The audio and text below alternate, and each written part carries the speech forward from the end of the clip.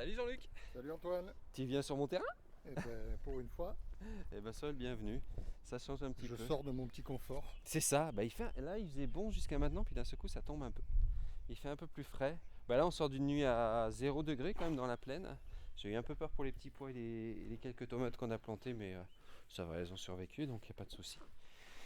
Et puis là c'est les grandes manœuvres. Là. Donc là je sors avec les épaules et les coudes en vrac. La semaine dernière on a planté 175 pieds de raisin de table. On ira les voir tout à l'heure. Donc on s'est bien amusé, c'est beau. C'est plutôt fatigant pour le corps. Il faudra que je trouve encore une autre solution pour faire des trolls l'année prochaine. Mais voilà. Donc là en fait c'est les grandes manœuvres puisqu'on va arriver maintenant sur la grande transhumance des légumes, c'est-à-dire on va dire au revoir petit à petit aux plates-bandes de légumes d'hiver, les blettes, les épinards, les navets. On va dire bonjour, on dit bonjour aux tomates, aubergines, tout ça. Mais là j'arrête, je m'interromps parce que nous passons devant la serre Ah oui, des fraises. ça y est. Et là, on a des fraises qui rougissent. C'est vrai. Donc un peu à la bourre, planté un mois en retard. Donc normalement, l'année dernière, je commençais déjà à en vendre. Là, je vais en vendre d'ici une dizaine de jours. Mais super content. Presque à me demander si finalement l'année prochaine, je vais pas les planter mi-janvier plutôt que mi-décembre.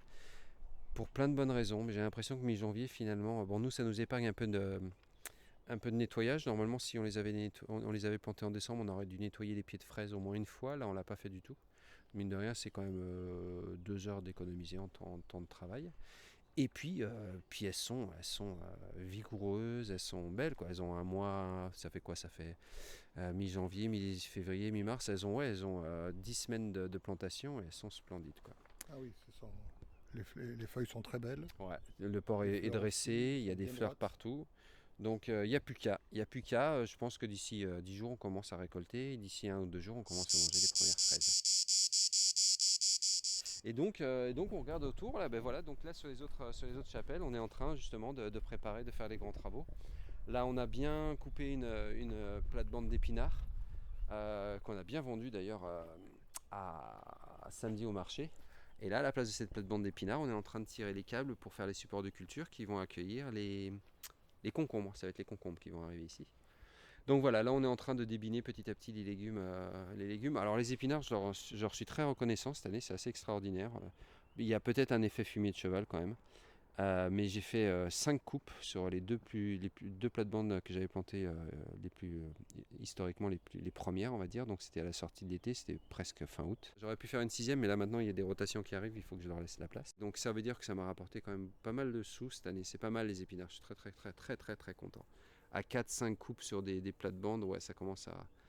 Et elles sont toujours aussi bonnes, aussi craquantes. Et gustativement, ouais, c'est de la balle. À côté, on a les salades qu'on aura d'ici 3 semaines. À côté, on a les blettes de couleur, blettes blanches, donc qui continuent à donner, qui elles vont donner pendant un petit bout de temps. Je les ai dans ma rotation, je les sors pas avant je pense mi-mai. Parce qu'elles s'expriment jusque mi-mai. Il y a toujours des clients pour des bonnes blettes. Donc là, elles sont merveilleuses. Derrière, on a la dernière plantation qu'on a faite la semaine dernière, c'est les cébettes. Donc planté à ce niveau-là, on est mi-mars, mi-avril, mi-mai, mi-juin, c'est ça. Vers mi-juin, début juillet, on aura des beaux oignons, des oignons frais qu'on coupe et qu'on mange cru directement dans la salade. Là, on est en train de travailler sur la chapelle où vont arriver les tomates. Donc même quantité que l'année dernière, je fais à peu près 700 pieds sur 3 plates-bandes, double rang.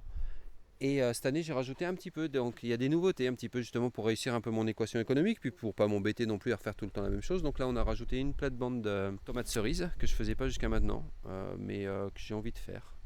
À côté, on a les petits pois que je suis venu voir en premier ce matin parce que j'avais peur avec le froid qu'on s'est tapé. Le petit pois, il supporte encore moins le gel, mais donc il pousse. Donc c'est intéressant. On va voir ce que ça va donner cette année. C'est la première fois que j'en fais sérieusement.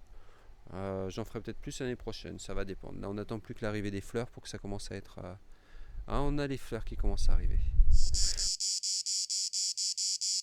Ensuite, là, on a aussi les romaines. Donc, toutes ces salades que je faisais pas l'année dernière, les frisées, les romaines, les scaroles, qui mettent, comme on en avait discuté à un précédent Yopcast, qui mettent entre 90 et 110 jours à pousser. J'en fais. Visiblement, c'est lent, mais elles sont là, bien installées. Donc, je devrais en avoir. Je crois que j'ai prévu de les avoir en mai, celles-ci.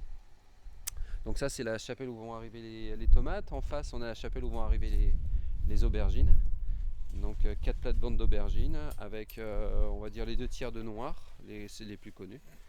Et puis le dernier tiers d'un assortiment d'aubergines au goût et aux couleurs différentes. Donc on a des aubergines grecques, la Tsatoniki que je vais tenter cette année. Et puis on refait les grandes classiques qui sont bien appréciées de mes clients, les blanches et les Sfumata di Rossa qui sont des aubergines siciliennes merveilleuses qui ont un goût de champignons de fou, quoi. De fou. Ah si tiens, je peux peut-être partager un truc aussi pour les futurs maraîchers aussi. J'en ai déjà parlé, roquette sauvage, roquette cultivée, roquette sauvage qui met beaucoup de temps à pousser, qui monte vite en graines alors que la roquette cultivée elle pousse vite et elle donne beaucoup. Après roquette sauvage, je trouve qu'il y a un petit goût quand même qui est quand même un tout petit peu plus intéressant que la roquette cultivée, mais j'avais fait une croix dessus, je m'étais dit non c'est fini, ça sert à rien de faire des plates-bandes, passer du temps, faire une coupe dessus et après c'est fini, on peut plus rien faire. Donc j'ai basculé cette année sur essentiellement de la roquette cultivée. Et en fait j'ai fait une expérience, une des rares expériences que j'ai faites et qui s'avère vraiment concluante. Donc pour tous ceux qui s'installent en maraîchage, si vous aimez la roquette sauvage, faites-vous une plate-bande permanente de roquette sauvage. C'est-à-dire en fait vous plantez et vous ne pensez pas la remplacer par une autre culture derrière. Ça veut dire quoi? Ça veut dire que sur la plate-bande, vous allez faire une ou deux récoltes en fonction de la saison. Ensuite, elle va monter en graines. Et là, ce que j'ai pas fait cette année, c'est que j'ai tout taillé à ras, mais j'ai pas arraché. Je ne l'ai pas remplacé. Je pense que j'avais pas une rotation sur la plate-bande non plus, donc ça me permettait de faire l'observation. Donc, j'ai dû faire une récolte dessus en septembre-octobre dernière. Après, écœuré, tout est monté en graines, c'était fini, il n'y avait plus rien à récolter. Donc, on était ça mi-novembre, non, début novembre, fin octobre.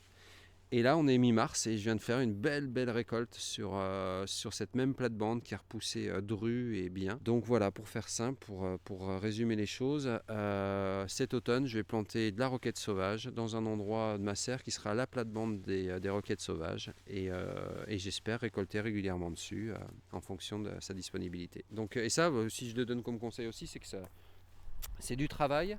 Mais c'est quand même bien rémunéré. Il y a vraiment des clients qui apprécient énormément la roquette, encore plus quand elle est particulière comme ma roquette sauvage.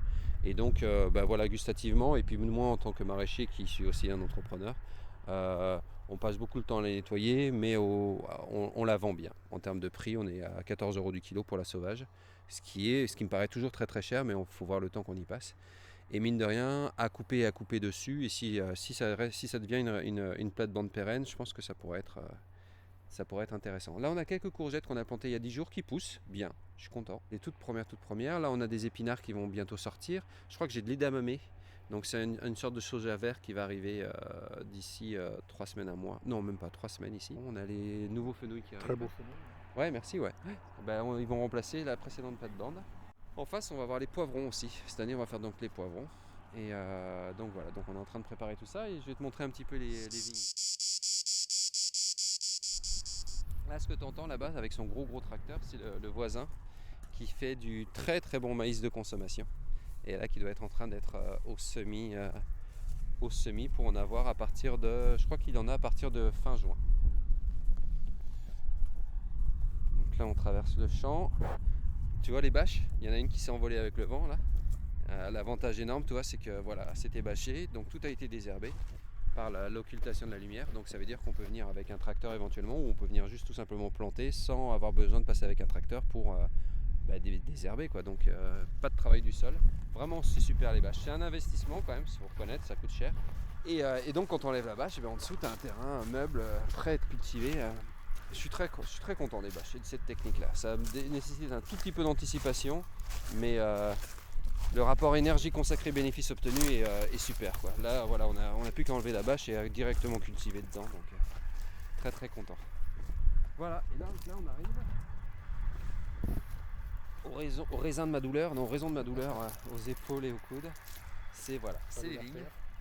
5 lignes de 45 mètres, espacement 1,20 m, donc on a 75 pieds par plate-bande. Et on a 5 variétés, donc on a la... Tiens, on peut aller voir les noms si tu veux. Donc c'est des variétés qu'on a choisies pour plusieurs raisons. Déjà, j'ai acheté, je me suis laissé procurer auprès d'un passionné, j'aime bien travailler avec des passionnés. Donc si ça peut vous intéresser, vous pouvez aller voir le site Viticabrol, VITICABROL, viticabrol.fr. On mettra le lien en dessous de la vidéo. J'ai parlé avec lui, pas assez longuement malheureusement, mais c'est un passionné, j'adore ça. Donc on a des vignes qui sont, comment dirais-je, rustiques, qui sont pas celles qu'on connaît nécessairement. C'est pas du chasselas, c'est pas du muscat. On est sur des vignes qu'on a sélectionnées pourquoi? Pour plusieurs raisons. Les premières, c'est que c'est des vignes anciennes qui ont besoin a priori de peu d'entretien et de peu de traitement, surtout dans nos climats où il pleut peu, donc on a plutôt du soleil, du sec et ça convient tout à fait entre autres aux raisins. Deuxième raison, c'est le goût. Donc là, on va avoir des choses qui quand même vont sortir un peu de l'ordinaire. On va revenir sur le nom des variétés. Et troisième chose aussi, le choix qu'on a fait aussi sur ces 5 plates-bandes, c'est qu'on va avoir des précocités différentes. Donc on va en avoir qui vont nous donner du raisin d'ici 2-3 ans à mi-juillet et les dernières qui nous donneront du raisin à mi-septembre. Donc ça permettra d'étaler les cultures et de les récolter et d'avoir du raisin assez régulièrement pendant l'été. À tel point que je suis très content, à tel point que je vais certainement remettre le double de l'autre côté du champ. Donc je finirai peut-être l'année prochaine. L'année prochaine j'aurai 350 pieds. Et c'est peut-être quelque chose que j'aurais dû faire. C'est presque un conseil que j'ai envie de donner aux personnes qui s'installent, aux maraîchères qui s'installent. C'est moi, je me suis installé, je me suis assuré que j'avais tout ce qu'il fallait pour produire des légumes et tout de suite après j'ai planté les arbres. Donc j'ai planté 80 arbres fruitiers rustiques, du figuier au jujubier en passant par le nachi et autres grenades. Avec le recul et avec toujours cette équation économique en tête, je me dis que non, l'énergie que j'ai mis à planter tous ces arbres, j'étais pas seul, j'avais quelques amis, des familles qui étaient venus m'aider. J'aurais pu la consacrer à planter dès le départ du raisin de table. Et c'est ce que je conseillerais un petit peu aujourd'hui, c'est mon conseil du jour. Vous vous installez en maraîchage, pensez à faire du raisin de table et installez-le vite pour qu'il vous donne rapidement, dans les années qui suivent votre installation. Un copain viticulteur à Cabrières qui m'a expliqué effectivement que le raisin de table, en fait, c'était le raisin qui était vendu rapidement pour pouvoir amortir aussi les frais du raisin qui sert à faire le vin. Et donc les agriculteurs en plantaient aussi parce que il avait fallu investir, il y avait tout le travail, il y a tout ça, et que ça au moins on peut assez rapidement avoir de l'argent qui rentre avant que le vin soit fait, qu'il soit vendu, tout ça. Non, il y a quand même cette rapidité quand même, mine de rien. Bon, c'est 2 ou 3 ans, mais puis ça. Mais ouais. Donc voilà, c'est le petit conseil. Là, si on regarde les variétés, on a du Palatina.